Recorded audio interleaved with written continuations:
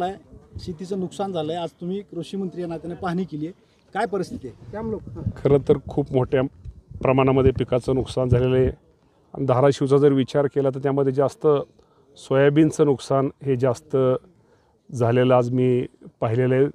आता मी ह्यानंतर वाशी वाशी शहरामध्ये जाणार, त्यानंतर मी कळंबला जिथं ते आपला एक मला वाटतं एक खोंडल्या गावामध्ये एक जण वाहून गेलेलं आहे, तिथंही जाऊन मी तिथं भेट देणार आहे।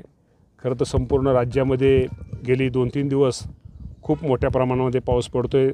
त्यामध्ये लातूर, धाराशिव, परभणी, ज्या जिल्ह्याचा मी पालकमंत्री, वाशिम, त्या परिसरात संपूर्णच राज्यामध्ये जिथं जिथं राज्यामध्ये पाऊस मोठ्या प्रमाणामध्ये पडतो आहे त्या ठिकाणी आम्ही सर्व शासनाच्या वतीनं प्रशासनाला सर्व पंचनामे जिथं जिथं नुकसान झालेलं आहे, काही ठिकाणी पूल वाहून गेलेलं आहे, शेतीचं खूप मोठ्या प्रमाणामध्ये नुकसान झालेलं आहे, शेतामध्ये पाणी घुसलेलं आहे, त्या प्रमाणामध्ये जिथं जिथं झालेत प्रशासनाला आम्ही ताबडतोब त्या नुकसानीचे पंचनामे करण्यासाठी सांगितलेले आहेत आणि लवकरच त्या पंचनाम्याचा अहवाल प्राप्त झाल्यानंतर नुकसान भरपाईच्या बाबतीमध्ये निश्चित प्रकारे कारवाई केली जाईल। नुकसानीचे पंचनामे कधीपर्यंत होत आहेत? सरकारकडून बी शेतकऱ्यांना अपेक्षा आहे। शेवटी शेतकरी कर्जमाफीची मागणी वारंवार होतीये, मात्र त्यामध्ये स्पष्टता कुठंच काही येत नाही आहे। मी या बाबतीत मी तुम्हाला सांगतो की मी पण शेतकरी पुत्रच आहे, माझा जन्म पण शेतीच्या घरातच झालेला आहे।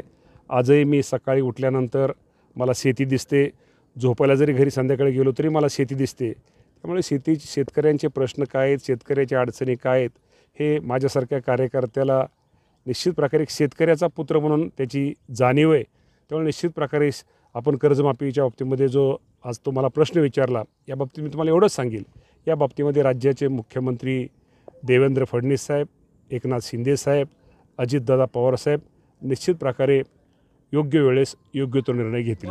तुम्ही जी उंबरठा उत्पादनाची अट आहे आणि जे 4 ट्रिगर काढले, त्यामुळे नैसर्गिक आपत्तीची मदत शेतकऱ्यांना मिळण्याला अडचण आहे, तर यामध्ये काही बदल करावे असं वाटतं कृषी मंत्री? 100% आता तुम्हाला तर माहिती आहे, मी आता नवीनच त्यामध्ये हा विभाग माझ्याकडे आलेला आहे, पण या बाबतीमध्ये शेतकरी दृष्टिकोनातून काय योग्य आहे आणि शेतकऱ्यांच्या दृष्टीने कुठला निर्णय घेतल्यानंतर माझ्या शेतकऱ्यांचा त्यामध्ये निश्चित फायदा होणार आहे, त्या बाबतीमध्ये शेतकऱ्यांचं हित पाहून जो निर्णय घ्यायचा आहे तो घेण्याचा प्रयत्न निश्चित प्रकारे घेतला जाईल। नुकसानीची पाहणी केली गल्ली ते दिल्लीतील राजकीय घडामोडी व बातम्या पाहण्यासाठी आजच आमच्या राजकीय कट्टा YouTube चॅनलला सबस्क्राईब करा, बेल आयकॉन प्रेस करा आणि फेसबुक पेज फॉलो आणि लाईक करा।